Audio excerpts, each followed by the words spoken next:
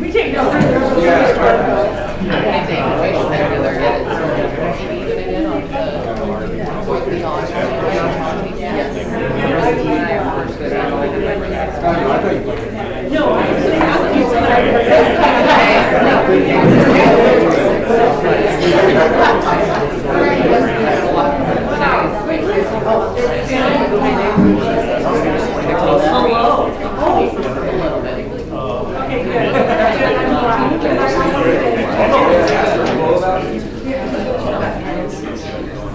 That's why it's there.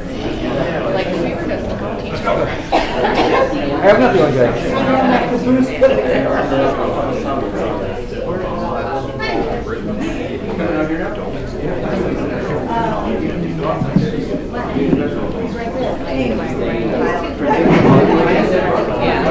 Don't get me wrong.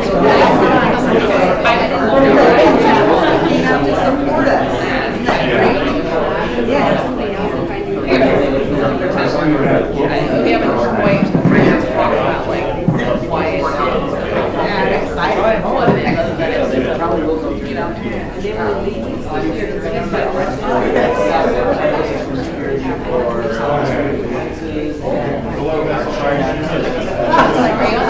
Is everybody going to be out there? Some of the videos that goes through there.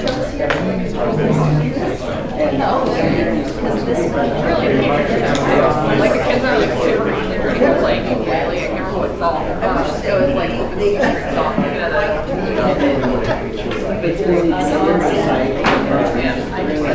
Started trying to get to the bed. Or this feel.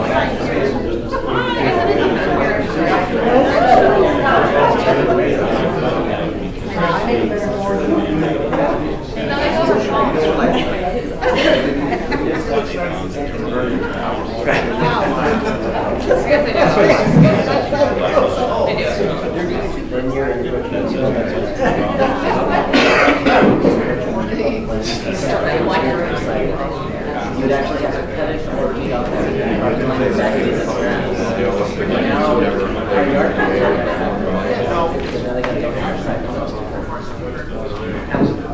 That's how I'm gonna get my ukulele ready for you guys. Like I'm gonna send out PowerPoint.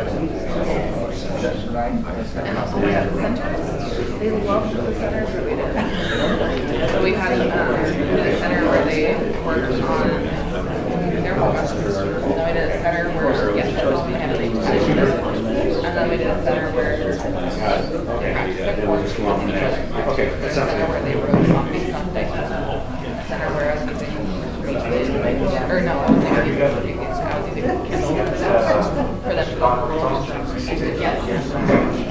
center was whale pre-selected pre-screened down to the right. Okay, good evening, everybody, and welcome to the October 2nd board meeting.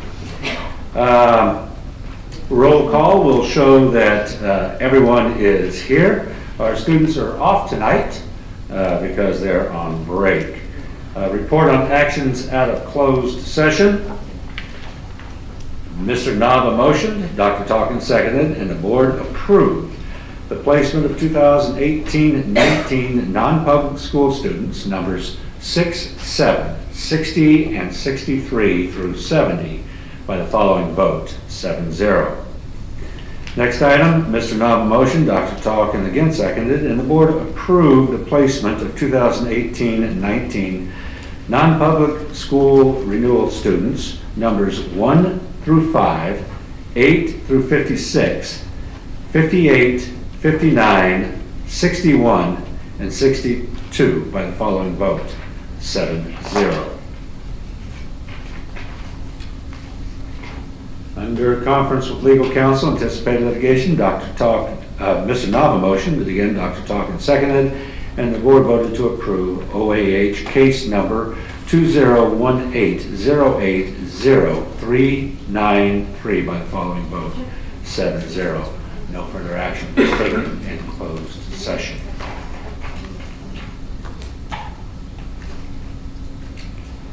Okay, and we're going to do the Pledge of Allegiance. Mr. Freitas, would you read that for us, please? Yes. Ready, salute. I pledge allegiance to the flag of the United States of America and to the republic for which it stands, one nation, under God, indivisible, with liberty and justice for all. Okay, thank you very much.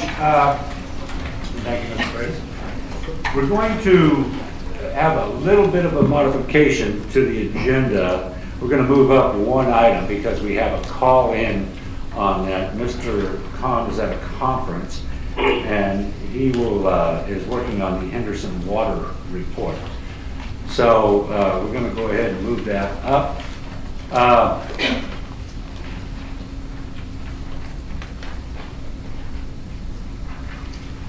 Now then, you can't bring that report up on here? Yes. It is, okay, all right.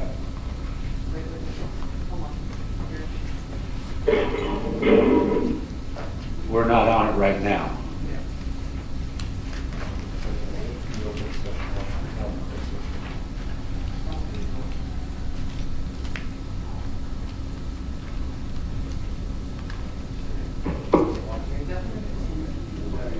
Okay, there we go, okay.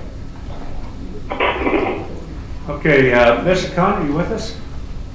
I am, sir. Okay, can everybody hear, is he through the speaker too? Can you hear him out in the audience? Okay, Yes. all right. All right, you've got a whole entourage coming up to a table here.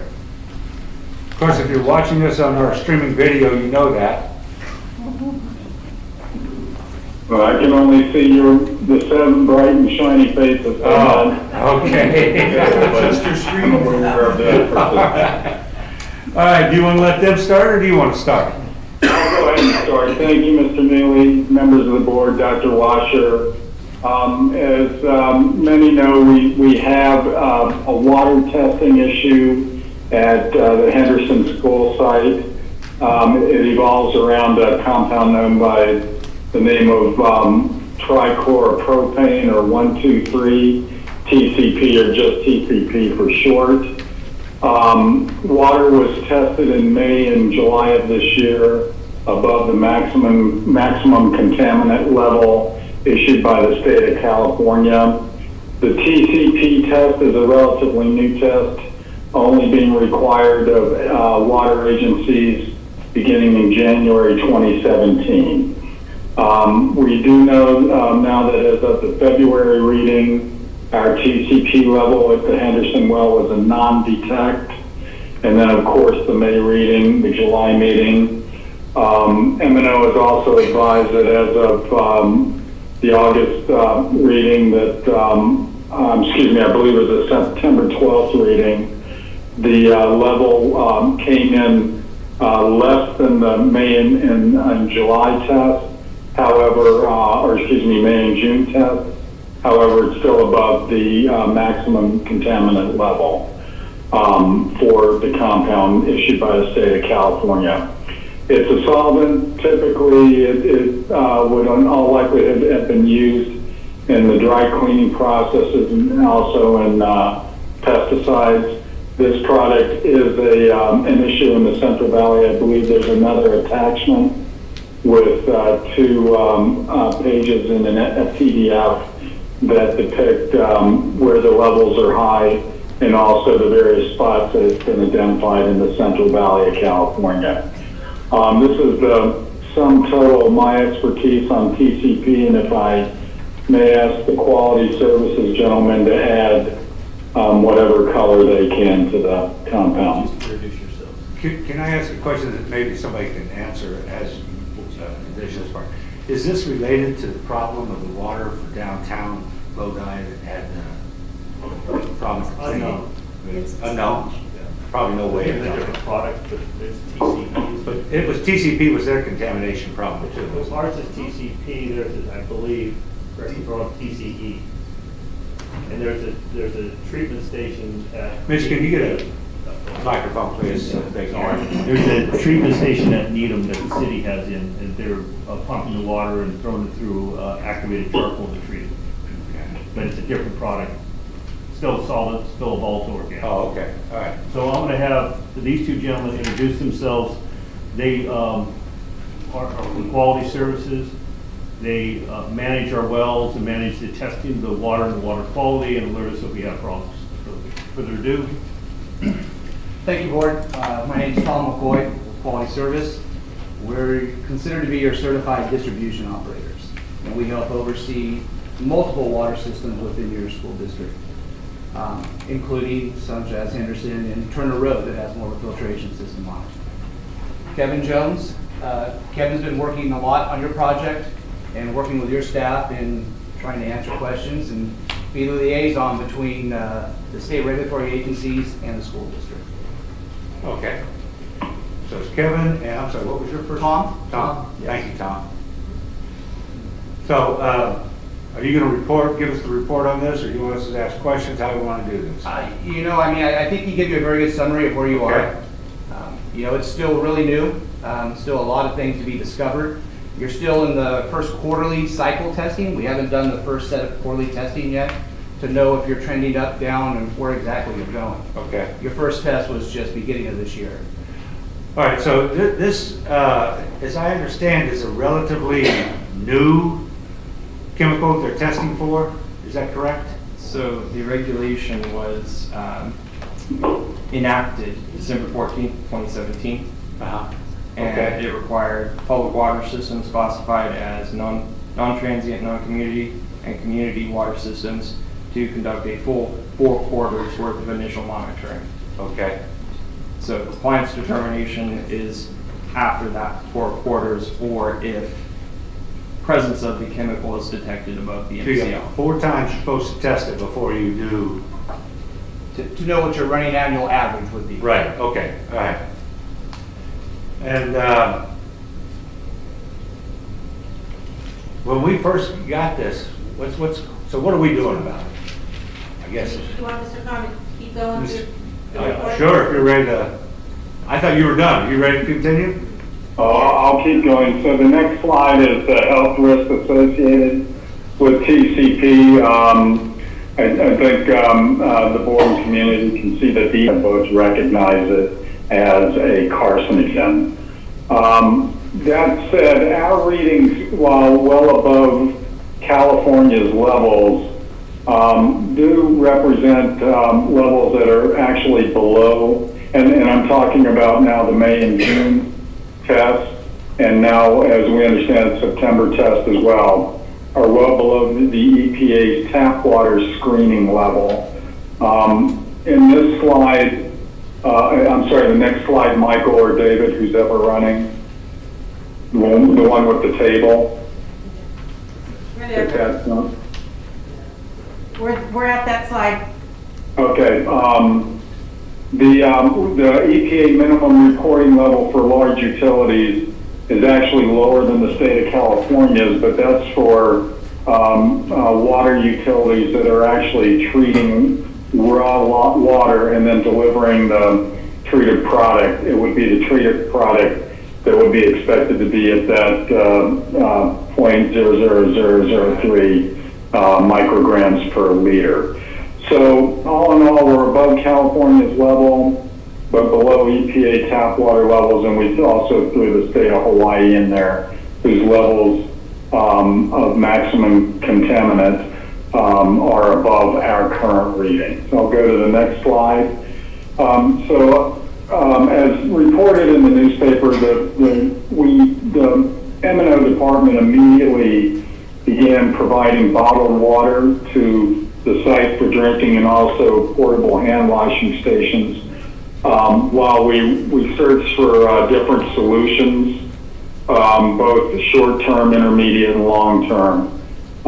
We did meet with site on August 31st, and site was extremely concerned about the spread of germs with the lack of tap sinks with hot water. The site was then provided with foam hand cleanser and dispensers. We met again just recently with site. The folks that we met with seemed to feel that the foam hand cleansers were working very well. About 2 weeks ago, we also came across a solution whereby it's possible to actually disconnect our building water dispensers. That would be taps, water fountains, toilets, and hose bibs from the well and connect it to a 5,000-gallon tank, which would be filled with purified water. This service is being provided by the All Pure Water Company. It's our understanding that they've also delivered this solution to the UC Davis Medical Center Hospital when that hospital, I believe, was changing out pipes relating to its main water supply. We note in the slide that we estimate installation by October 12th. Mr. Slater, do you have anything else to add to that installation date? Yeah, effective today, the supply line was uncovered and a tank has arrived. We're expecting by Friday to have the system hooked up and start flushing and testing under the supervision of quality services. So once that solution is in and working, that the building site or the building water dispensers will be receiving purified water. They will work. That water will work through the water heaters. The site should be able to conduct business as usual, using the sinks, the toilets, and the hose bibs and the water fountains. Now we're also sensitive to the health fear that some of the staff have, and we will continue delivering bottled water for those that aren't comfortable using the taps. Okay. Okay, I'll move on to the next slide. We are still going to follow through, and the quality services folks will help us design a filtration test, and we will at some point hook filtration systems to the point of use dispensers, the taps, and the water fountains, hose bibs, maybe. We did report in a news report about a week ago that we were going to do this immediately. But in the interim, it looked to us as though the All Pure Water solution was doable within a short period of time. So this has been delayed for a little bit while we implement the purified water system at the site. But this will go forth once the county approves quality services test or pilot design, and then if it proves successful, we'll go and implement that as well.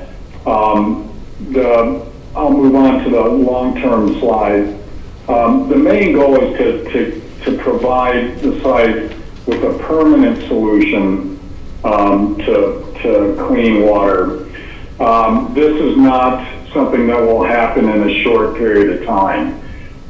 In our discussions with the water board, we've discovered that we are eligible for up to $5 million in reimbursements for, in essence, one of three different solutions: consolidation with a larger water distributor, the drilling of a new well, or the establishment of a verifiable filtration system on the site that could be either at the source or at the well or throughout the entire system. The issue with, at least as we discussed this internally with a new well, is we're drilling the straw into the same puddle, so to speak. And we would be concerned that we'd just be drawing on the same water source, no matter where we put the well or how deep we drilled it. Filtration system is still a system that some may have their doubts would actually filter out all the contaminants. So our main focus at this point for the long-term solution would be to consolidate with a larger water distributor. We have had an initial outreach to the city of Lodi in a response from them. I believe they would be open to the idea, and we're currently scheduling meetings. I'll let Mr. Greathouse discuss the grant, but the application for the grant will be at least 1 year in process, and then of course consolidation with the larger distributors such as the city of Lodi would require construction. But Mr. Greathouse, do you care to make any comment on the water board's grant? Sure. Thanks, Leonard. My name is Joel Greathouse, and I work with the State Water Board.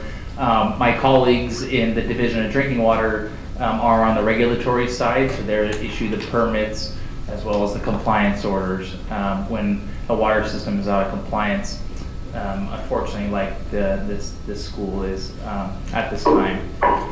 And so what my role is I'm a grant project manager for the state. So I like to consider myself a good cop, and I bring the grant dollars. And so I work with a lot of small disadvantaged communities in the valley as well as schools. Leonard is being a little optimistic on the time frame of those grants. It could take up to a year to get through the application process, and then even another year or two, depending on the availability of grants. The State Water Board gets grants every year through the State Revolving Fund, which are grants provided by the federal and state, as well as state prop funds. We have Prop 1 funds, Prop 65, and there's another proposition coming up in November that if it gets passed, we would be allocated another about $300 million in grant for the state. So the grant is available for water systems in schools. They qualify for up to $5 million. And so those three alternatives that Leonard discussed, I, in my experience, don't feel that any of those solutions would cost anywhere close to $5 million. So the capital costs would be covered by the grant. But again, it can take some time to go through that.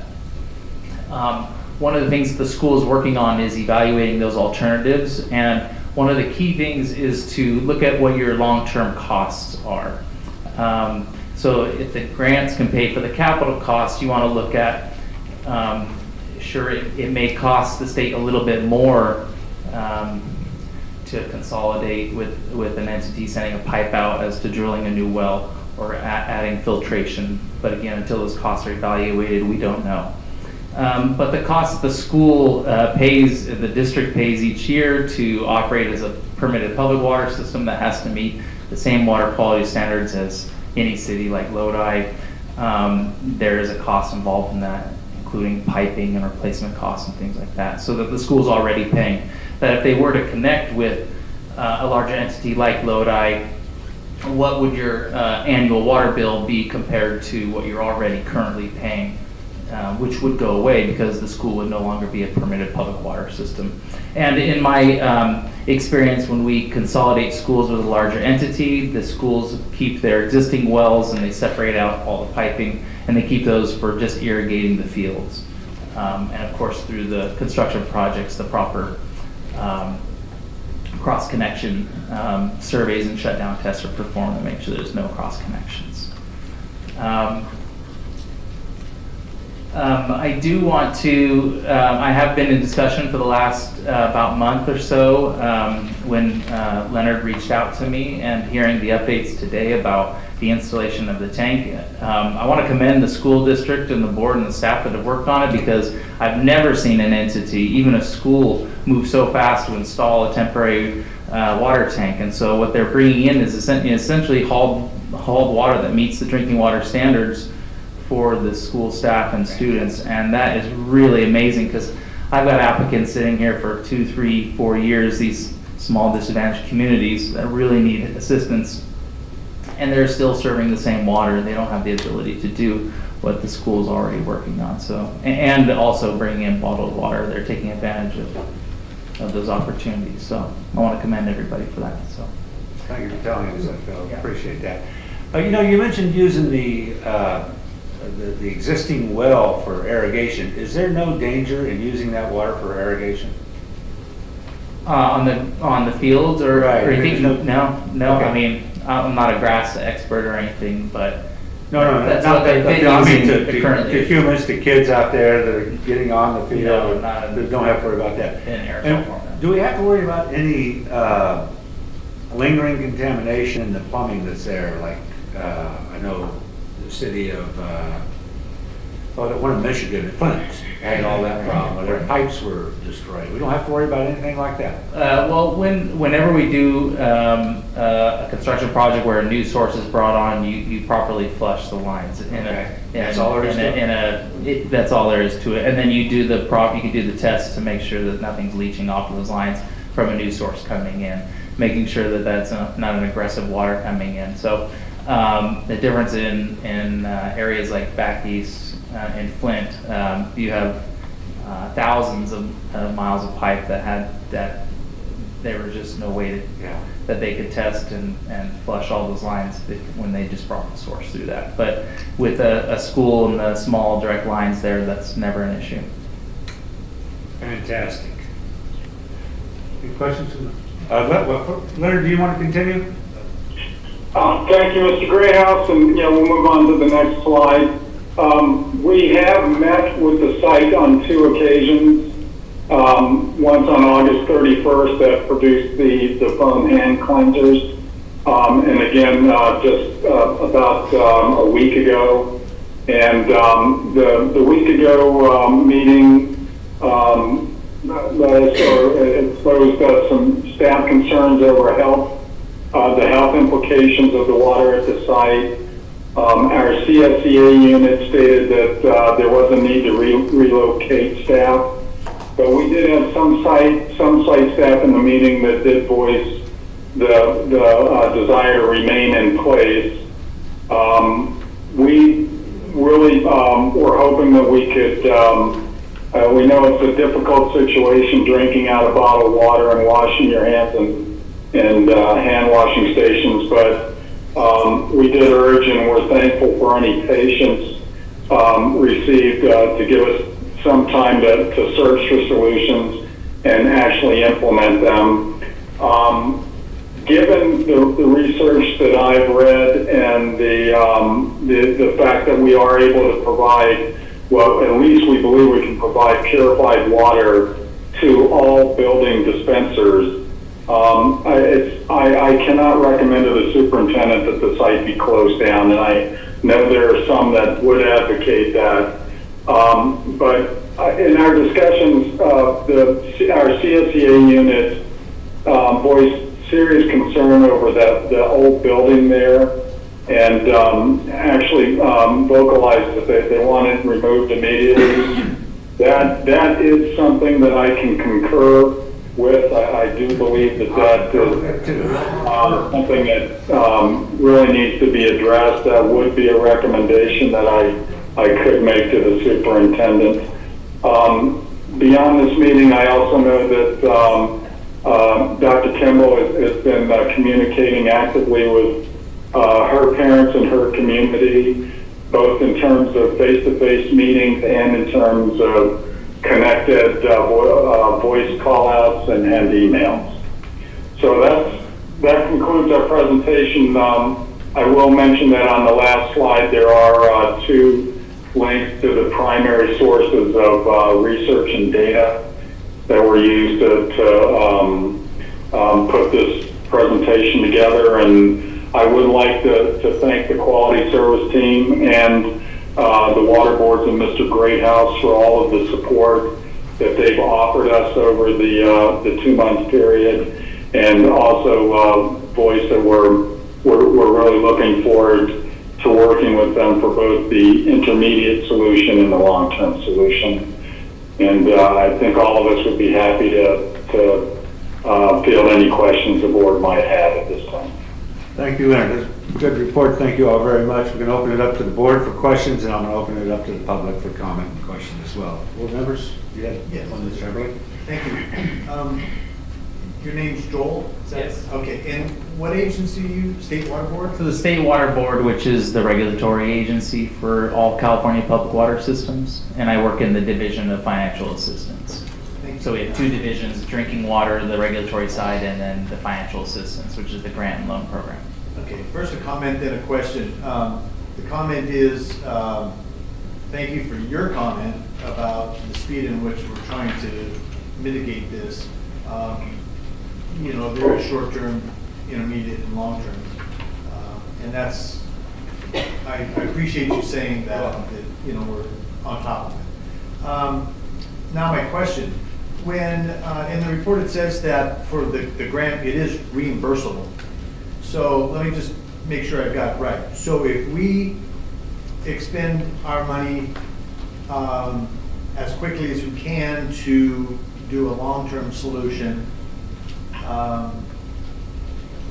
if that money then, whatever we spent, is reimbursable, even though okay, let's say it's done, it's fixed, we're on, maybe let's say hooked up to Lodi water, and it costs X dollars, that money is still available or not? So the way it works is if you applied for the grant application, in order to apply to be awarded the construction dollars, you have to have an alternative selected and approved. And that includes producing an engineering report evaluating the long-term solution, the plans and specifications, bid documents, and really importantly is the environmental documents, which can take the longest time to get through.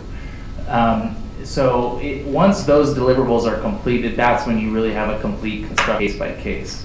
If you were to, in your negotiations with Lodi, say that they are absolutely willing, and I think tonight they said it was about 800 yards away, the pipeline. If the timeline for the grant application is just not something that the board wants to wait on,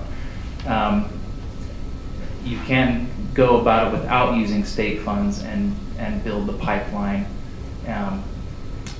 And you probably wouldn't have to go through as many red tape and hurdles, but you wouldn't be reimbursed for that work. Would not be reimbursed. But the reimbursement is, if you have to expend the funds to complete the construction application, that work would be reimbursed as well as the future construction work. State that again, please. So the application deliverables, the engineering report, environmental documents, and design are all reimbursable. And then you receive a grant agreement. Those dollars actually don't get issued to the school. You get issued a contract for the X amount of dollars that's already been agreed upon for the preliminary work as well as the future construction, subject to competitive bids. And then you submit your monthly invoices being reimbursed for that work. Yeah, I can imagine those surveys and research and studies and all that obviously are going to take a lot of time. And it sounded like you're at this point complimentary about the water tank, and that is going to get us by until a long-term solution is fixed. Yeah, absolutely. Thank you. I mean, if it sounded like they're going to be using that with hauled water from the city of Lodi. If the school board decides that the long-term solution is the connection with Lodi, you're already serving the school and staff with the water that's going to be served in the future instantly. The problem is the regulatory side says it's not a permanent fix until the permanent piping is in from the city. Hauled water is just a temporary. You can't dissolve your water permit until that permanent connection is made. Sure. Great, thank you. Okay. Slater, looking at the three potential ones, I think digging a new well would be kind of silly. Filtration system could go forever. So tapping into the city water, how long is that process going to take to get the permits? And I mean, is this a big deal, or is the city going to say, come on over, we'll let you in on this? Well, first of all, as Leonard explained, it's going to be probably a 5-year process. Okay. We have not met with the city yet, actually sat down with them. I sit on the city's planning commission and broke some ideas with them. They seem to be interested, but we really need to officially sit down with them and see where the stance is on it. I can't believe they wouldn't accept us being the customer. Particularly when the water right now is at Lower Sacramento Road and Harney Lane. Oh, okay. So it's not that far away. Okay. There also is a development, if you were to stand on the Henderson property and face north, all those cherry orchards are going to be removed, and soon houses are going to be there with water supply lines in place. That's even closer, but that's a 5-year build out. Right. All right, thanks. Okay. If I may, actually, the State Water Board has the authority. It has been used a few times in the state over the last few years. But if negotiations with Lodi are not favorable, the Division of Drinking Water can do what's called forced consolidation. Whereas if there's a disadvantaged water system or a school within their area, and the large entity has the ability to serve for it, the state will pay for that, those construction funds. But in the end, we have to exhaust all voluntary options first, and it's a very lengthy process to go through forced consolidation. But if that is the wish, and the supervisor, Cassie Chahan from the Division of Drinking Water is in here. Actually, no, it's Upinder up in this area. So, but that would be an avenue that they would explore. Thank you, Mr. Graham.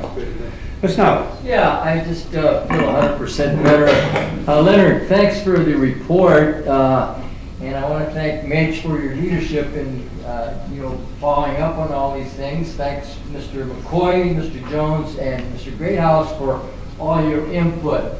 We have a solution already, and that was my main concern. I know we went through some of this before at the Turner site in about 8 years ago, and we resolved that, of course, drilling and do a different well and so forth and so on. But this is a temporary resolve, and I'm very happy that we are doing this for our students, our staff, and anybody else that's involved in the situation. Thank you very much, sir. Thank you, Ms. Nava. Ms. Castle? I join Mr. Nava in thanking all of you. This is making me feel a lot more comfortable as well. So right now, luckily, everyone is on fall break.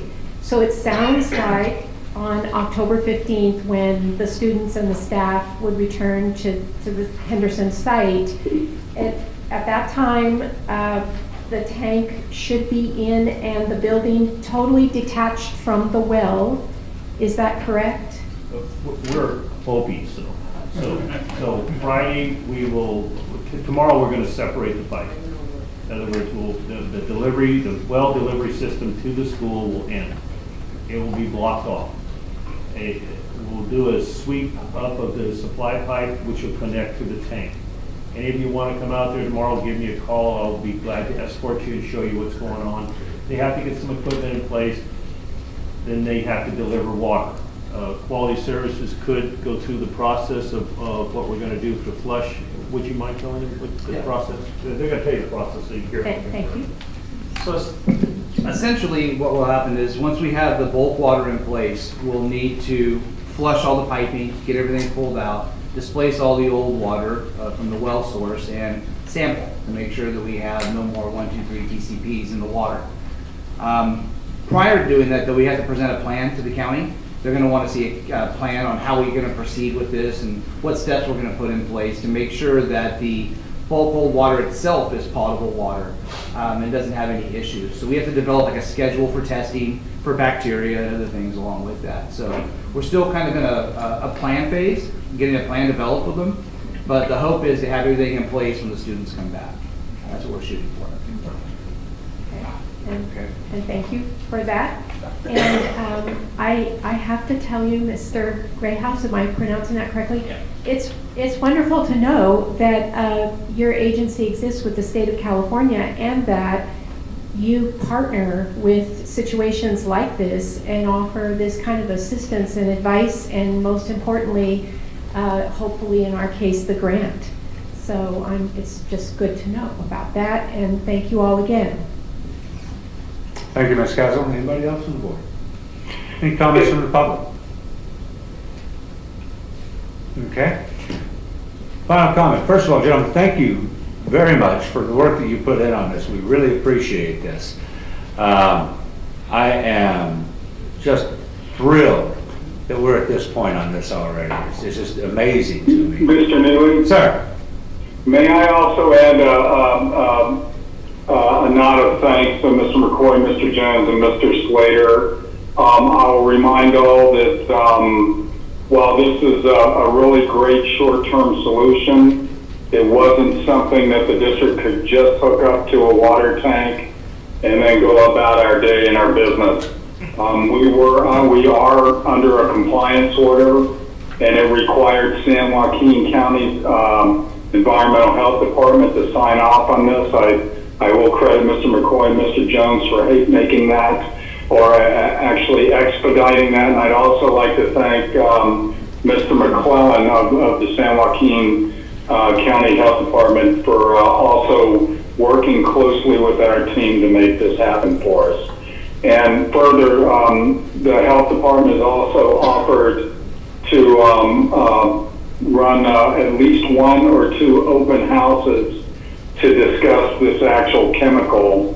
I believe we scheduled those open houses for the night of the 11th. I believe the 6 p.m. will be for the Henderson community, and the 7 p.m. meeting would be for the Independence School community. So thanks to all that made this happen. Leonard, it sounds like you guys have got this covered very well. Thank you very much for your leadership on this. And with that, I just have one final question for you. Do you miss us, Leonard? No, I do, but the one benefit is I'm not wearing a tie right now. So. All right, Leonard. Well, thank you very much for joining us tonight. We appreciate it. And thank you, gentlemen, very much. We appreciate it. Mr. President. Thank you. I'm wondering, Mr. Khan's not here with the tie and everything. He has 3 items on consent agenda A and an item following this one on one-time funds. Would it be helpful at all to run those 2 sets now while Mr. Khan's on the phone? I think that's a great idea, Dr. Talkin. Thank you very much. Those are all on consent agenda, so I'm going to do this real quick, and then we're going to come back. We're going to look. Is there? Hold on. So you have to vote on the whole consent. I understand that. What I'm going to say, maybe nobody wants anything pulled. Okay? So that's what I'm going to try first. All right? All right. Does anybody on the board want anything pulled from the consent agenda? I don't either. Does anybody from the audience want anything pulled from the consent agenda? A7? Okay, is that, which one's that? That's not Mr. Khan, is it? Yes, it is. All right. Oh, my mistake, wrong item. Which, Sorry, oh, okay. my mistake. Withdraw? Withdraw. Okay, so, does anybody? I move we approve. No, we're not voting on it. I'm just letting Mr. Khan go. Oh, no, that's approve it. I mean, what's the point? Look, let me run this, okay? I got it. I have the controls. Okay, get the control. As we used to say in the cockpit, I have the controls. Okay, Leonard, thank you very much. You have a great day. Thank you. There's one more item for you. Well, we'll see if we need them. We'll get it. Okay. All right. Getting back on track of our agenda. Superintendent's report, she just stepped outside. We're going to go to... It's not a vote. He wants to wait. It is a report item. No, this is the consent agenda. We haven't got to the consent agenda yet. We just excused Mr. Khan. All right. Well, you'll get over it. Maybe. All right, Superintendent, you're up. Excuse me just a second.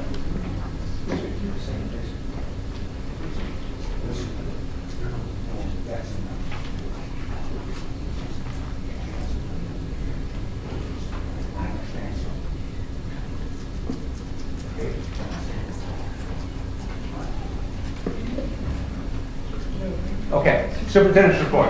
Thank you, Mr. President, members of the board. I want to acknowledge your efforts on the Henderson well issue as well. Your focus on safety has been paramount. You have made it very clear that student staff safety is important and is top priority.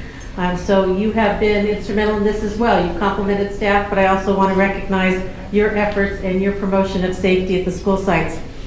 Huge thank you to Mr. Kahn and to Mitch Slater for their work, as well as the team on this. As you heard tonight, things are moving fast in the right direction. So great thank you to our staff. Want to let you know that the official state testing results are public today. So if you go onto the website, you can find out our official scores. The preliminary scores were reported, you remember, by Randy Melandro a couple board meetings ago. And he was pretty close. So our assessment department did an outstanding job predicting the results, taking the student data and consolidating that into the reports that he shared with you. There were very minor differences, but very close to what the actual results are. So you can take a look at that. And I believe that I did email you a link or something that showed that from Mr. Melandro as well. Thank you. Okay, thank you very much, Dr. Washer. And we have now comments from the public. A 20-minute time period has been set aside for the public to address the board on items not listed on the agenda. Each public speaker shall limit his or her comments to 3 minutes, but is welcome to distribute any materials to the board and/or staff. Due to restrictions imposed by the California Brown Act regarding discussion topics that are not on the agenda, board members may not engage in dialogue on the issue. We have 2 cards. One, Chris Beach, and he will be talking about healthcare. Chris, you have 3 minutes, and again, please remember, there's a lot of things we'd like to talk about healthcare, but we can't at this time. I understand. Thank you. My name is Chris Beach. I live here in Lodi on Flora Street. I'm here to talk to you about healthcare, but I'm not just here for myself. I'm here for all of our workers that are not here tonight because they're working a second job just to pay for their health care. I've worked for Lodi Unified for 13 years. I grew up in this district. My children go to schools in this district. It's taken me a while, but I've worked my way up to an 8-hour position as a kitchen manager. I still can't afford health care in this district. My children are on Medi-Cal. That's what I earn as an 8-hour employee. I've been here for the good times and the bad times. We're in the good times. Why aren't we all enjoying the good times? You want to know how this affects us as a district? We have problems even hiring people here. They know our benefits are not good enough to provide for their families. They won't apply here. Not all of, but some of the people we do get here are the other district's rejects because they can't get hired there. Now, you might think with a lot of these problems, okay, subs, 3-hour people that don't get benefits anyways. Why should that matter? Here's how that matters. My children being on Medi-Cal, when I make a doctor's appointment for them, I have to go to a place that has a 3-hour waiting period after your appointment just to get into a room. One time my son had to go see a specialist. Medi-Cal would not cover going to Sacramento or Modesto. They picked somebody in San Francisco. I had to take a full day off of work to go to that. Now, I'm gone. We can't get a sub because there's nobody here to cover it. That's where healthcare matters. I've already had to cover in my kitchen a few times this school year, no sub available. You know, we're short labor. That puts our children in danger. When we are short on labor, we run around faster and sometimes something might get missed. Thankfully, it hasn't happened yet. But we don't know when something might get missed. A temperature could be off and nobody noticed it. Now you got people sick. It endangers our children. To help us with our health care, there are options available. You can allow couples that work for the district to combine their caps. That makes it a lot more affordable for them to put their families on the insurance here. You could also allow people to get part of their caps or have rebates so they can purchase their insurance elsewhere. It allows them to free up money so they can live and provide for their families here. Already I have to go purchase my insurance elsewhere because it's cheaper there than here. To put my entire family on a health plan here would cost me at least $1,200 to $1,300 a month out of pocket. I can't live on that. 3 minutes. Go ahead. We're asking you to invest in your workers here to make it a great place to work again. Healthy workers are productive workers. Healthy workers keep our schools clean and safe for our children. Thank you. Thank you, Chris.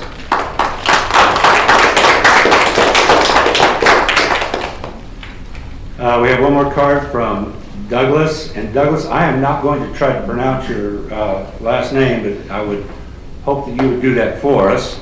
And you're here to talk about charter schools. Well, I am Doug Zelke. I teach at Washington and Houston. And Dr. Washer, President Neely, members of the board, about a month ago, President Neely, you had mentioned a charter school that wanted to come to the area, and they had an elaborate plan of instruction strictly through technology and with music. So, well, at least that caught my attention, but in my experience at a charter school, it was pretty indistinguishable to tell what we were doing at Phillips and Napa versus any other school. Our day was a half hour longer, we had a different reading and math curriculum, but other than that, it was no different from any other school. And what you described was radically different. Plus, we also seem to have some charter schools that, to the best of my understanding, only being here 4 years, just seem to kind of come in and set up and draw students.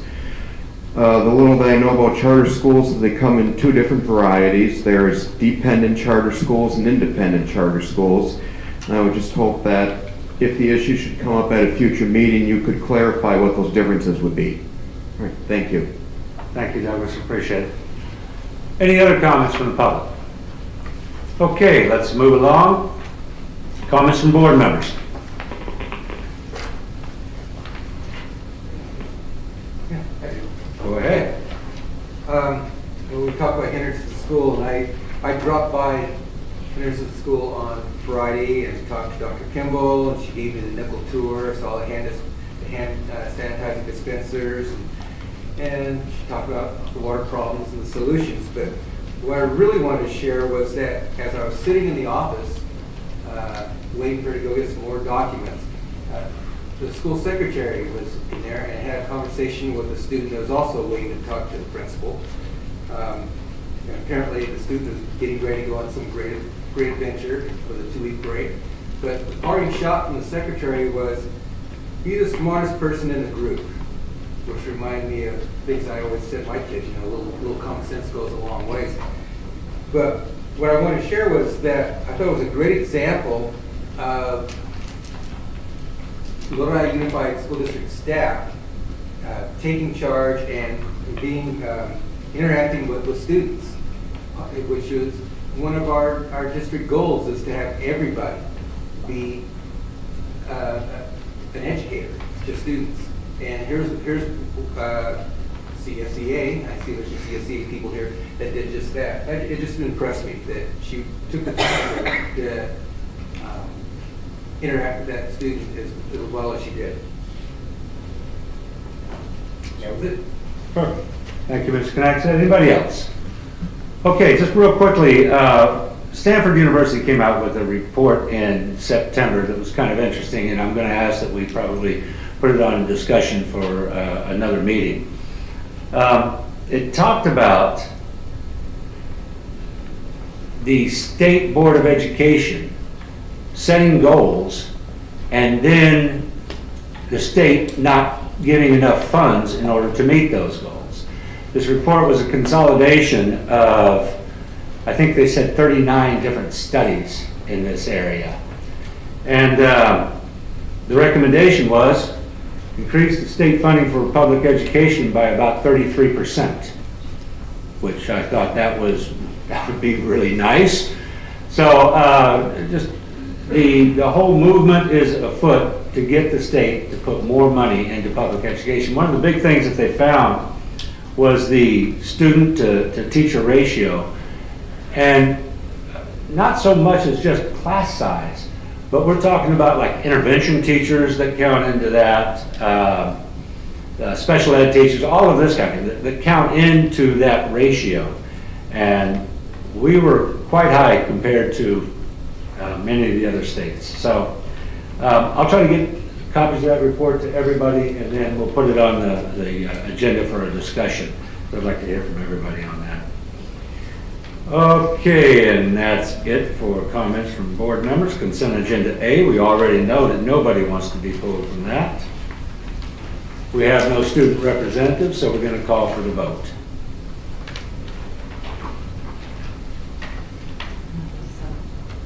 I don't think, hold on, I don't think it was actually a motion. Oh, move, I'm sorry, I'm sorry. Move consent agenda A. Thank you. And thank you, Mr. Knackson. Did you get that? Okay. Calling for the vote.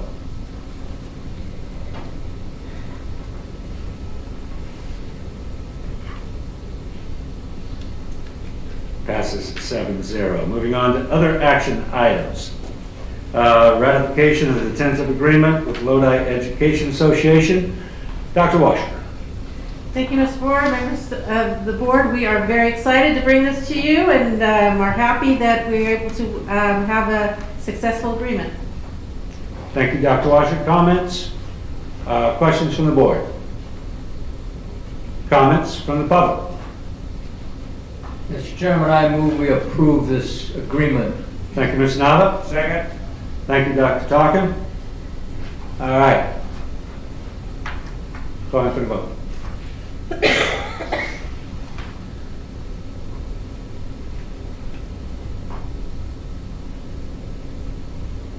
Passes 7-0.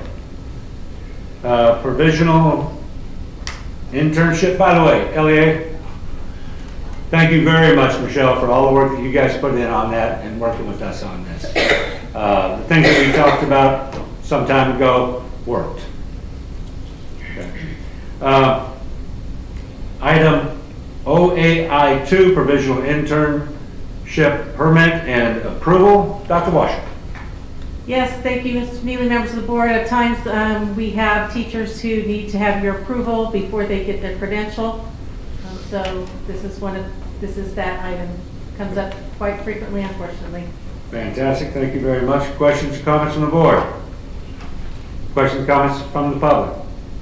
Mr. Chairman, I move we approve this Thank you, Mr. Nava. internship program. Second. Thank you, Dr. Talkin. I apologize for getting that backwards. I'm supposed to have asked for that first. All right, calling for the vote. Okay.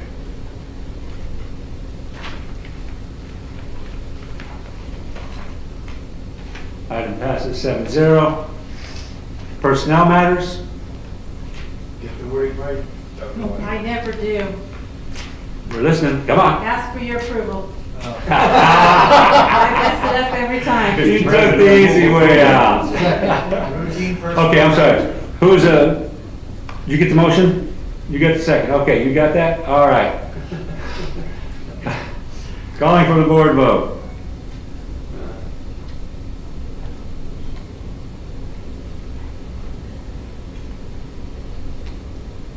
Item passes 7-0. No student representative. Comments from employee group representatives.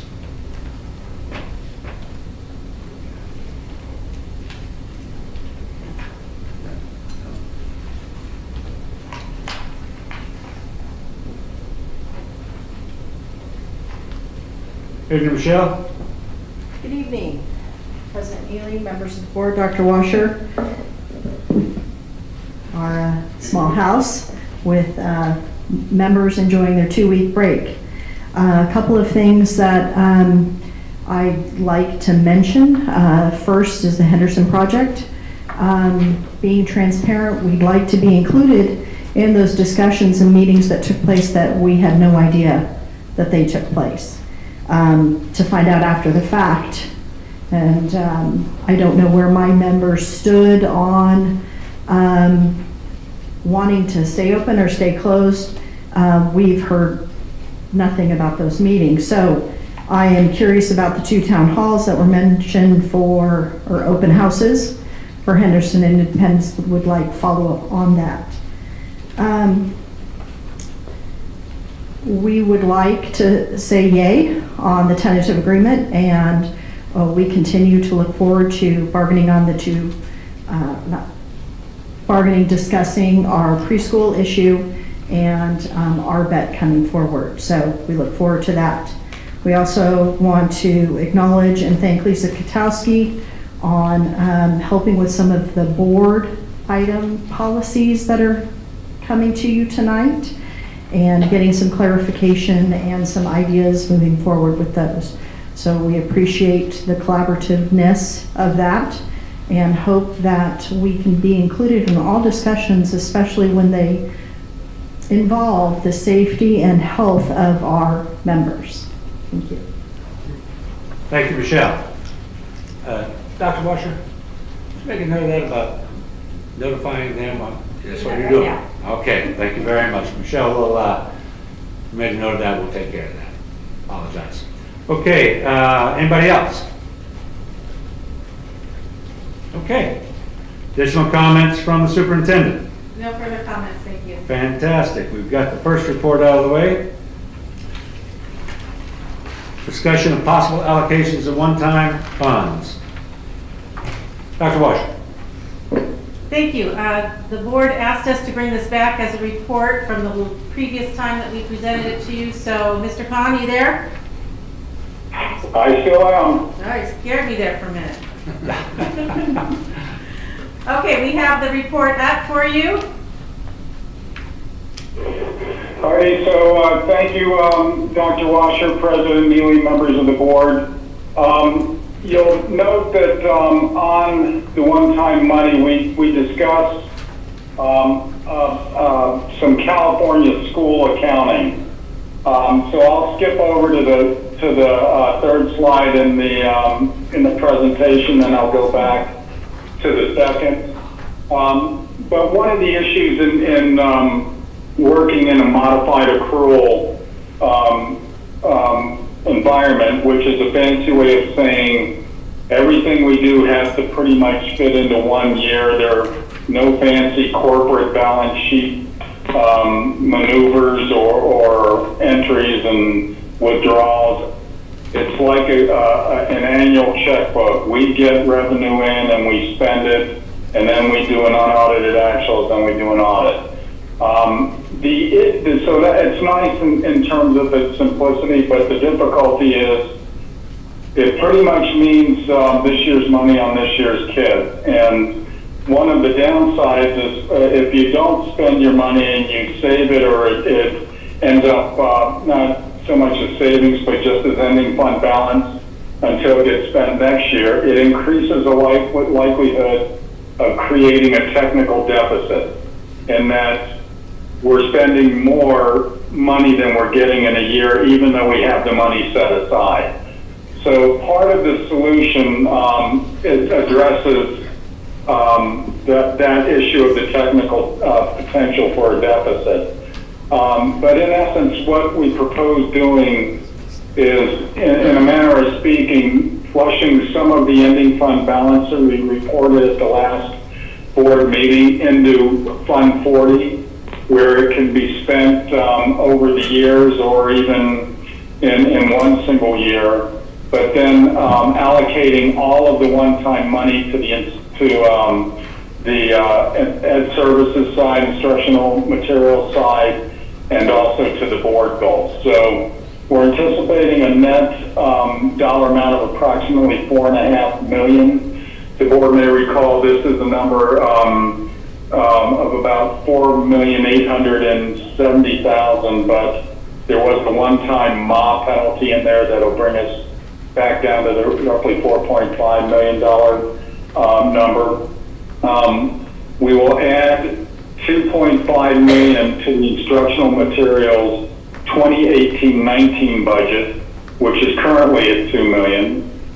We will use approximately $1 million to address board goals, and another $1 million will be transferred out or it will be used to meet safety and security through the Fund 40 fund. So, and all of these transfers, if this meets with the board's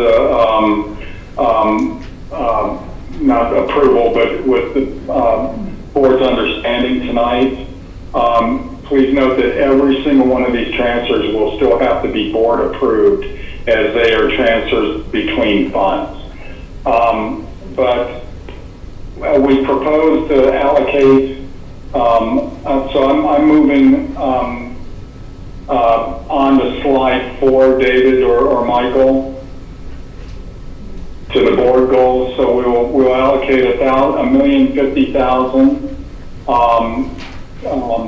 to board priorities, but included in that is $50,000 for leadership training.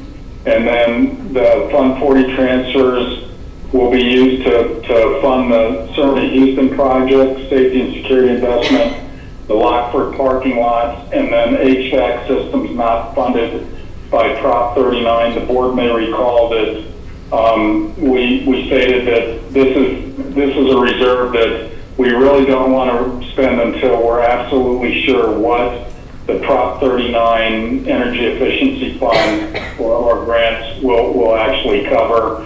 Then this money will offset the cost of anything that isn't covered. And I'll move on to slide 5. So this is a breakdown of that $1,050,000, leadership development for $50,000, STEM $400,000, at-risk students $200,000, reading by third grade $200,000, computer science pathway $200,000.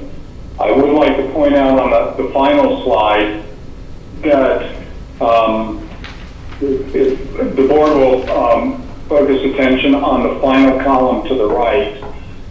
These will be the actual net 18-19 budgets that will result from this transfer of funds, and then allowing the entire one-time money apportionment to flow just to the curriculum instruction and ed services and board goals. But the instructional materials budget will be approximately $2.5 million. The leadership development, as stated earlier, $50,000. Board priorities, $1 million. But I would like to note that while we plan on transferring $1 million of the 2017-18 ending balance into 2018-19 Fund 40, $500,000 of that was for the Lockford parking lot. The other half was for the HVACs. There will still be another $2.6 million in unspent one-time money from previous years that will be available to the ed services side. So I'll take questions, but if the board understands the purposes of this and is willing for us to bring these back as transfers and reallotments to the various resources in Fund 01, this will allow us to reduce the possibility of deficit in 18-19 and still make sure everybody has enough money to spend on one-time items. I'd be happy to take any questions. Thank you, Ms. Conley. Questions from the board? Okay. Report item only. Any questions or comments from the public? Evening, Mr. Harvey. Good evening, Kyle Harvey with California School Employees Association. Nice to see everybody, President Neely, Superintendent Washer. Just a couple of comments. We can't negotiate with you, and we know that, but I want to talk about this one-time money because we were told from your representative that there was consideration of this one-time money to be used to alleviate some of the pain that CSEA members are experiencing due to the extraordinary cost of health care. And we're disappointed that that's not up here tonight. If you look at the budget, we're about 14% of the budget. We've asked for that 14% of these one-time monies. Our members need this. We have an emergency in our health care. And I didn't want to have to mention this, but there are board trustees here tonight that are receiving nearly 3 times the amount of benefits that our hardworking CSEA members receive. I want you to think about that. You have figured out a way to get your benefits paid. We have offered many solutions, and we get nothing back in return. it's really disheartening. That's all I got to say. Is there anybody else from the public that would like to speak? Michelle?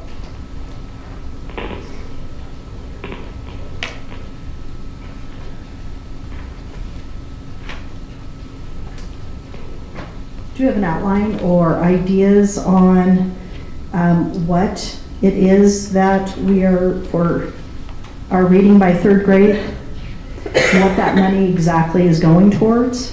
What intervention program? Is there something slated? Or is that just putting a number down as a placeholder? Dr. Washer?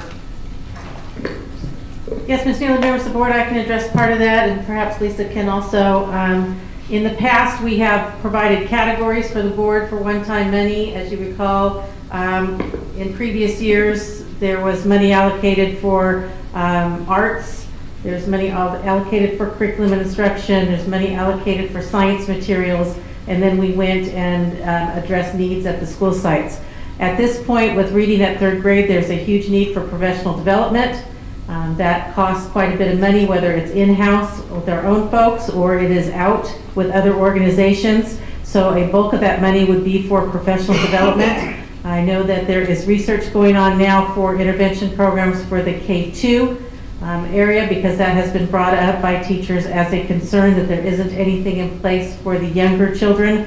They have to wait till they're older for that. There's also talk about a need for consistent identification system for K-3 students, and so that is being investigated as well. So although there isn't a line item for each dollar amount, we are doing this as we have done in the past, putting in categories and identifying areas of need. And I will see if Ms. Katowski would like to add anything.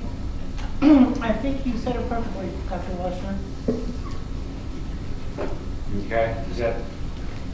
The same question would be with supporting our at-risk students. Is there a program that dollar amount is going towards? Ms. Neely, members of the board, again, that would be a similar response, but there is a specific issue that we are interested in and presenting to the board, and that is a mentor type program for students at the middle school level. So we are in the investigation mode at this point and hope to bring you a report or some information about that. And that would be an area that the one-time money could fund to get that started. There's also a need for articulation with elementary to middle school to high school, and we are working on plans for that as well. Okay, so maybe in the future, it would be helpful on the ideas or the research that's going on to explain how each of these funds may be divvied up. The same question would be asked of STEM and the computer science pathway.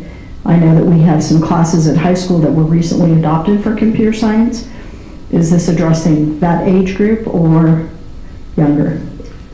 Yes, it is. One of the board goals is to provide more computer science opportunities for students, especially for a pathway type of program, which requires quite a bit of equipment and professional development for teachers as well. So that's what that one is. That is starting at one or two schools, but then expanding, so we need to make sure that we have those things in place for those classes.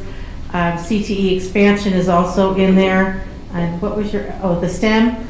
At this point, again, professional development is a huge area. We know that we have an adoption coming soon that will require extra effort and extra funds. As everyone knows, any type of STEM program requires extra resources that schools do not currently have. One of the board goals is to start implementing STEM at all elementary schools, and elementary schools are not equipped to do that at this point, so this would help that effort.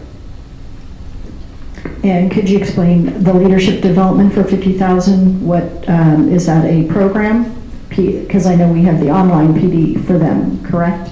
Is this the same or different? That's one piece of it. We have been working with ASCD this year to help our administrators work collaboratively and to also expand their own leadership, professional development. That has been an ongoing effort this year, so that money would go towards that effort. It is a prescribed program that we're working on. So through the chair, would we be seeing this coming to the board with each item separately at a future time to be approved with the budget? Or would we have an opportunity to take a look at what STEM programs, because I know we do have classes going on now for teachers to be STEM certified within the district, what this specific amount is for going forward? We don't typically bring professional development, each professional development option or idea to the board for approval. When teachers or principals or other staff want to go to a workshop, a conference, or put one on and it requires some extra something that they need, that is something that's handled through Lisa Katowski's office. We don't bring each of those items to the board individually. So if I understand correctly, if it has to do with PD on these items, it won't come back to the board. If it, for example, is something like a mentoring program for at-risk youth in our middle schools, that program would come to the board for approval? That particular issue, a mentoring program, would come to the board for approval. I will go back and say that if a professional development program is going to cost a dollar amount that the board needs to approve, then we would bring that, but I don't anticipate, that isn't usually how professional development works unless we're purchasing an online program or something of that magnitude. But the individual things that folks go to are handled through Ms. Katowski's office. Thank you. Okay, thank you, Michelle. Any other comments? Okay, real quick, I want to make one on this. You know, it irritates me that we have to sit here and go over our limited funds like this. I mean, you know, there's only so much money. And here we have to, yes, do you guys need better health care? Absolutely. There's no doubt about that. And do we need to have that mentoring program? Yes. There's all kinds of things we need. Our needs far exceed the money that we have for them. And it irritates me that we have to do this every time. I'm going to go on record saying I personally don't support this expenditure of the one-time funds. I think it needs to be relooked at. That's just me. Any other comments? Yes, sir. Go ahead. I've got some questions first and then some comments. Under reading my third grade professional development, don't we have the Title II monies for professional development? How is this different and why don't we use that money instead?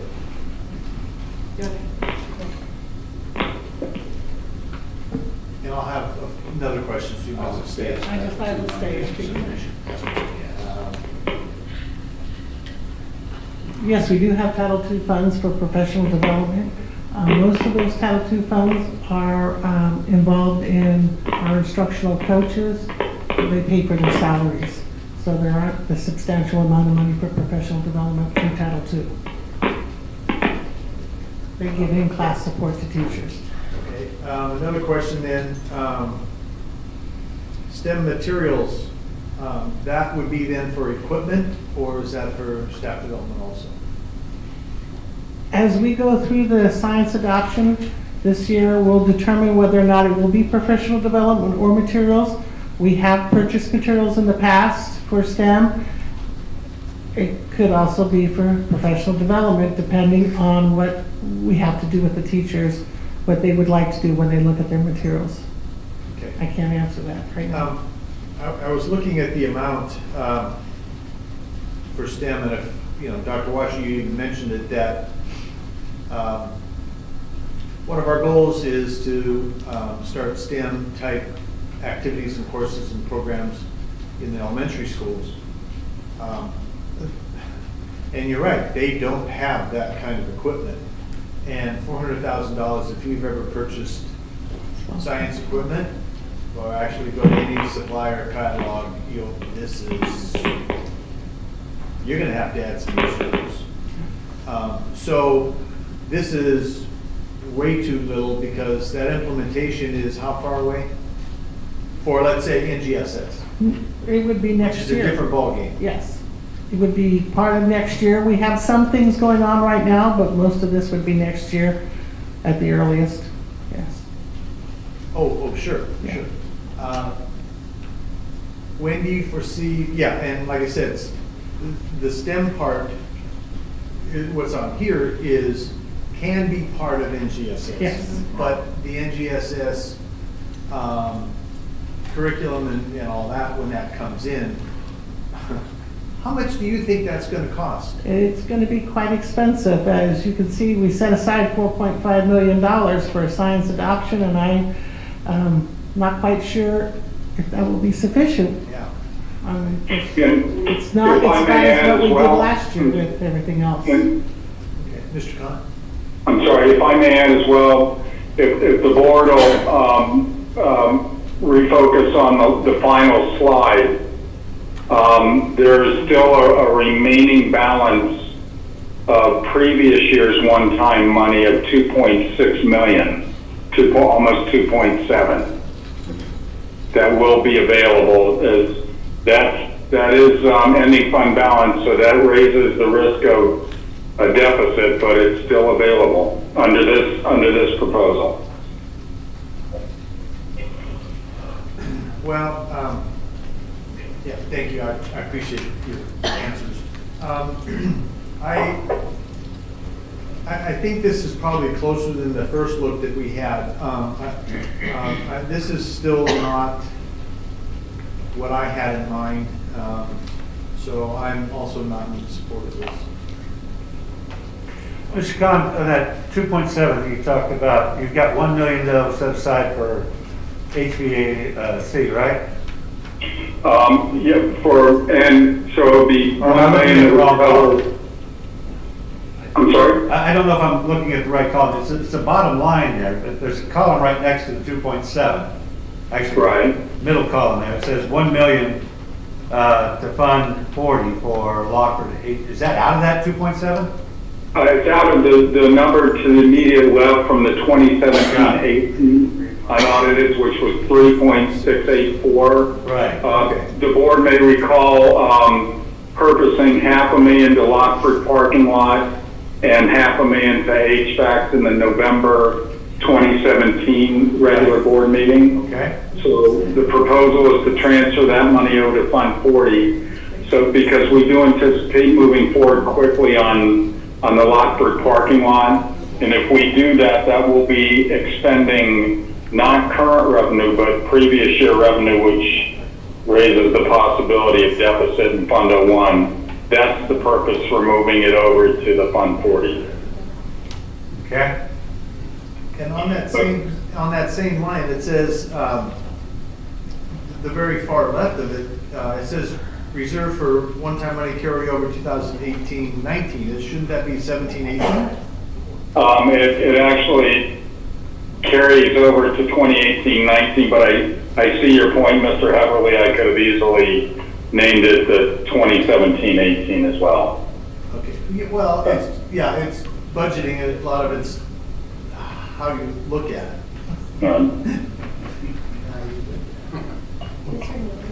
Ma'am.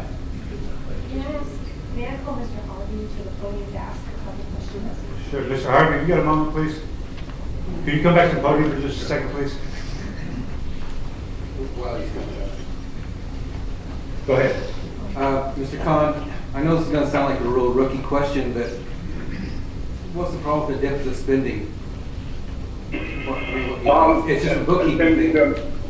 In California school accounting, the operating deficit or surplus is determined simply by subtracting current expenditures or current year expenditures from current year revenue. The ending fund balances from previous years and the carryover into the new years are not current revenue. They've already been declared as revenue one time. You can only declare them as revenue one time.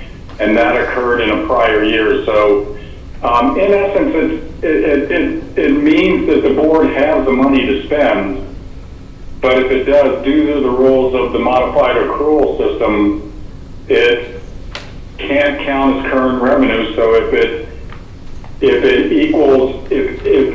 adds to your current year expenditures to the extent that it exceeds revenue for this year, then we have to call it a deficit, even though the board has the actual cash on hand to spend. And The question was, mathematically, I guess it's neither here nor there, but it does create issues in terms of appearance. And then also there are real world ramifications in that rating agencies and entities like that will take note of it as well. Okay, that's a good discussion for another time. It really is. That's a great discussion for another time. thanks, Mr. Khan. Bonnie? Yes. Mr. Harvey, I have two questions. Sure. What amount would help you in what you're asking for with to assist with the health benefits? Do you have an amount in mind? Well, we gotta be careful here. We're really getting close to bargaining. I'll just tell you straight out, you've seen this proposal. I'm not negotiating. We asked for our share of the one-time money, which is 14% of that one-time money, as you calculate through the budget. That equaled 4% in one-time money for our unit, calculated roughly. And your percentage was 14% is what you're saying, okay. Yeah, so when you calculate that out, that's equal to 1% of salary, that's equals 4%. 14 or 4? Okay, we are 14% approximately of the entire budget. So we asked for our fair share of that one-time money. And when we calculated it out, it equals 4% in a one-time salary for each bargaining unit member. Oh, I see what you're saying. Just a one-time payout, yeah. Does that help? Yes, and then, and I don't know if I'm traipsing in unforbidden territory again. I don't mean to negotiate, obviously. No, we're not negotiating. I'm providing you information, that's all. My other question is that the one-time money is just that. And just like a ballpark figure of how many individuals, I mean, this is like it's a human story. It is. How many are we talking about? We have 1,600 bargaining unit members throughout the district, and I got to tell you that really we hear every single day these painful stories. This is real life. As these costs go up, we do not blame the school board, the superintendent, or anybody in the business office. It's not their fault. In fact, we're studying this issue with the chief business official on a global matter, just so we understand it and can better approach it. What's really happening in our system. When it comes down to it, when our families that are working in the district must work another job, or they must work another business, it takes away from their ability to provide services to you. And it's life and death if they cannot get care themselves. For us, that's a public health issue, because we want your employees coming to work in the best physical condition possible. And if they can't afford to go to the doctor themselves, much less take their children, then we do not have a good situation. That's why I'm telling you it's an emergency. Even for our 8-hour workers, $673 a month minus $162 that they have to take for their vision and their dental leaves them just a little over $500 to buy health care for their entire family. That means for them to be able to survive and have health insurance, they're having to spend up to half of their salary, 3/4 of their salary. And I will tell you this, we have paraeducators that write a check to the district for their health care. They do not earn a salary. That's where we're at. So I hope that explains it. It does. It puts the human face on it. Thank you very much. You're welcome. Thank you, Mr. Ireton. Any other comments? Yes, ma'am. Mr. Neely, just a matter of direction. We brought you a recommendation before that was facility focused, and you asked that we come back. There were concerns expressed about curriculum and instruction not being present with the one-time money. So in order for us to bring this back again, honoring your intent, what is your desire? All right, so you need some direction from us based on what we want to do with this one-time money. What are the concerns what are you not seeing? How would you like us to? Mr. Khan is saying, here's my concern. Everybody gets their moment here, okay? My concern is that on, early on in the slides, God, this thing moves slow. There was a, overview of recommendation. 4.5 million in one-time funds, 2.5 for instructional materials, 1 million to address board goals, and 1 million for safety and security. There's your 4.5, boom, we're done. There's no flexibility there that I see as far as some of the other things that maybe, I am concerned about, should we share some of this with our employee groups? That's a bargaining thing. That's why I'm not bringing it up. All right?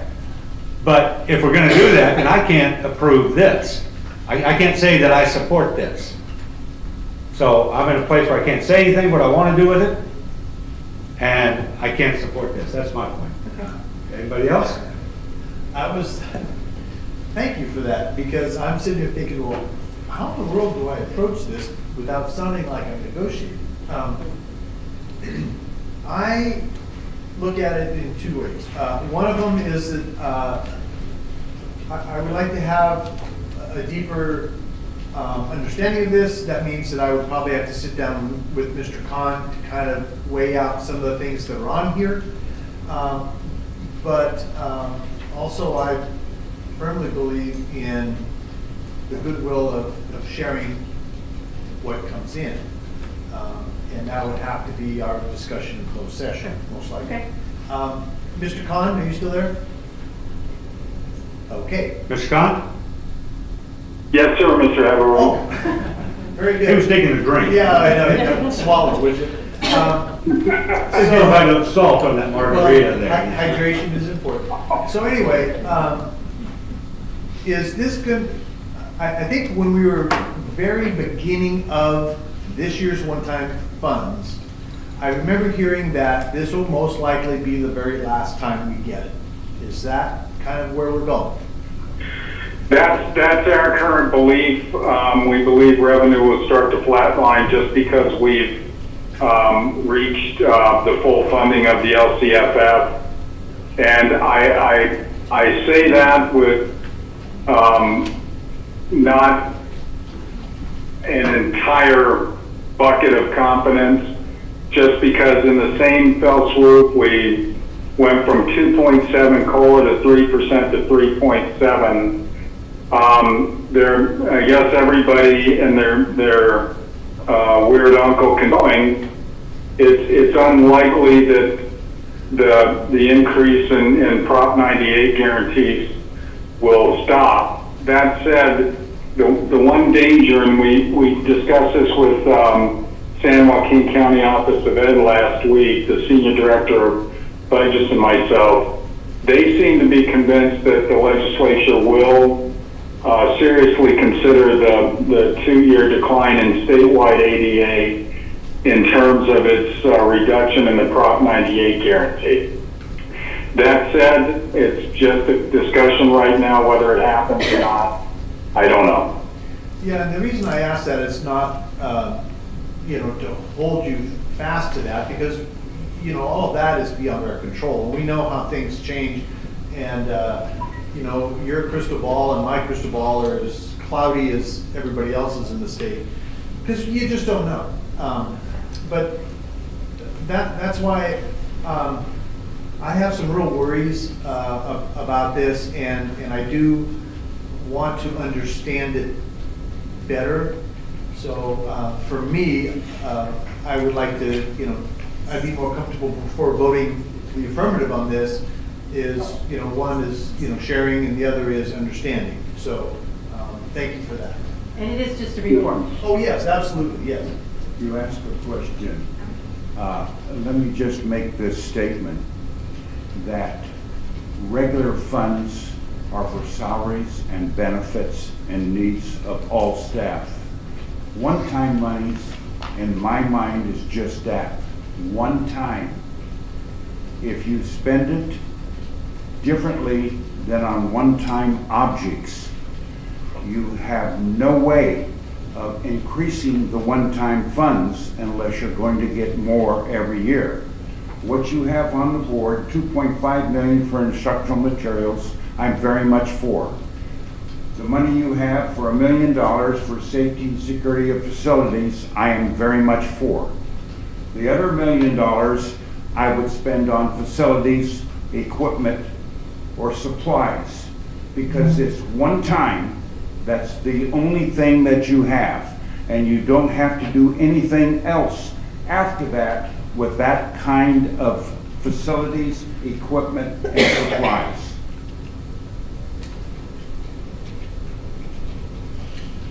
Thank you, Mr. Dr. Cochran.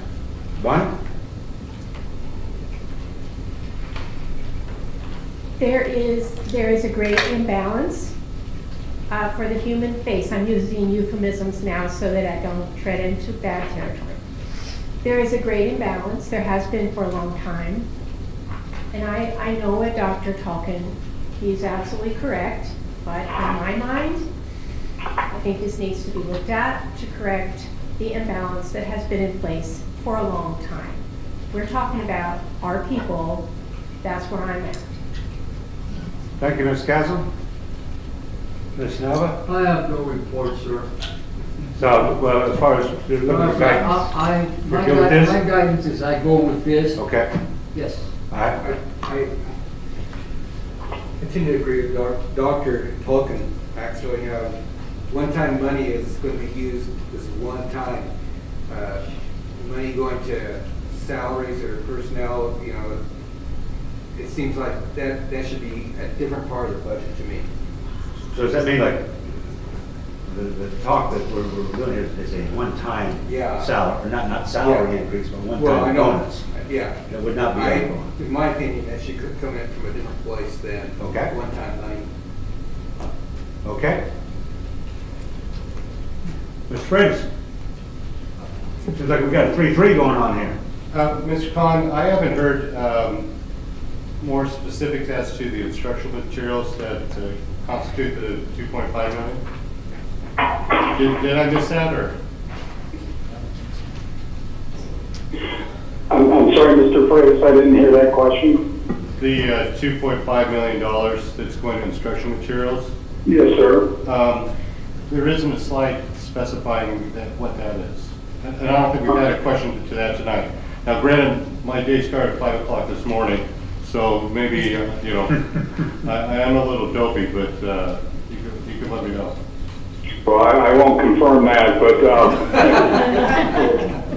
as we say in business, ours is not the reason why, ours is but the sell and buy. I gladly defer to Ms. Katowski on where this 2.5 allotment might go, but certainly there are textbooks that need to be paid for this year as well.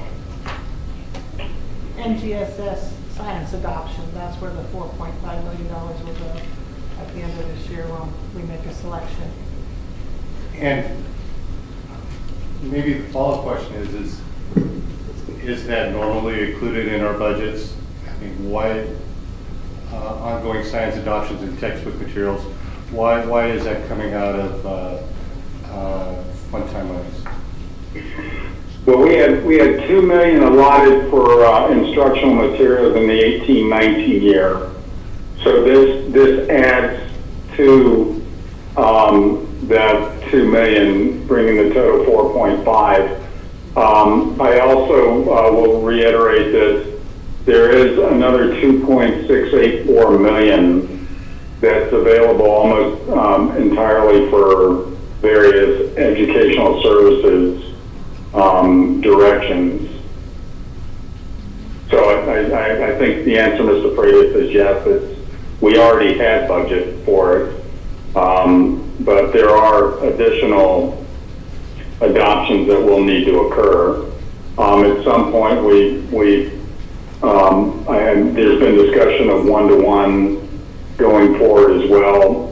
I'm not sure whether that will fall down on the educational services side or simply IT side, but that'll need to be worked out of this aggregate sum of money as well. Well, maybe I'm not prepared to make a decision tonight because I put a lot of respect in staff's opinions and what they suggest. But if we are spending money one time, like Dr. Talkin is pointing out, that is actually money that we put in reserve and money that we budget for, then I would like to see us use the one-time money in other ways that have been suggested here tonight. So I guess I respectfully agree with both sides. Interesting, okay. Well, Okay, we're good. you got some direction on that? Thank Okay. you. Very good, thank you very much. Any further discussion before I close this out? All right, thank you very much. Proposed board policy revision submitted by Curriculum and Instruction Department, Ms. Katowski.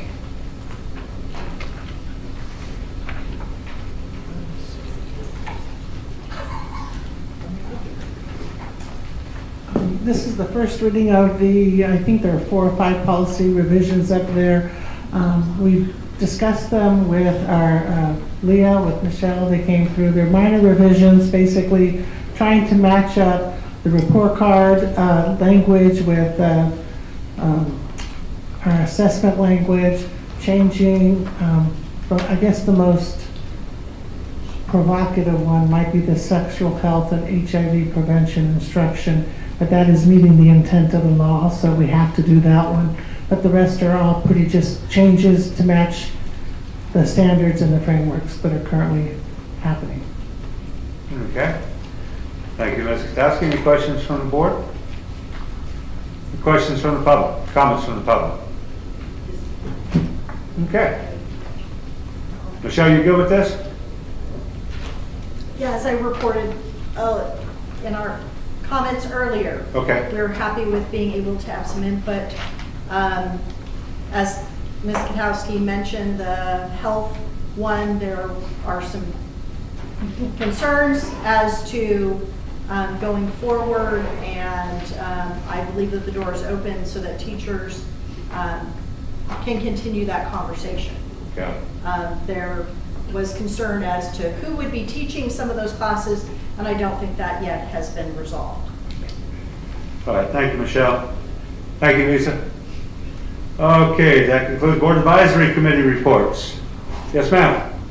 Yes, I am the chairwoman of the board subcommittee to revise the mission, vision, goals.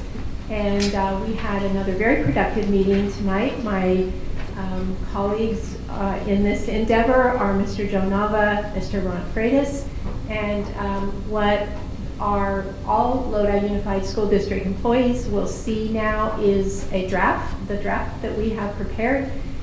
We welcome feedback, and so that's kind of the next step, which the timeline on that hasn't been developed, but we're making great progress in working on these much needed drafts to bring us kind of up to where we are currently in all matters with our district.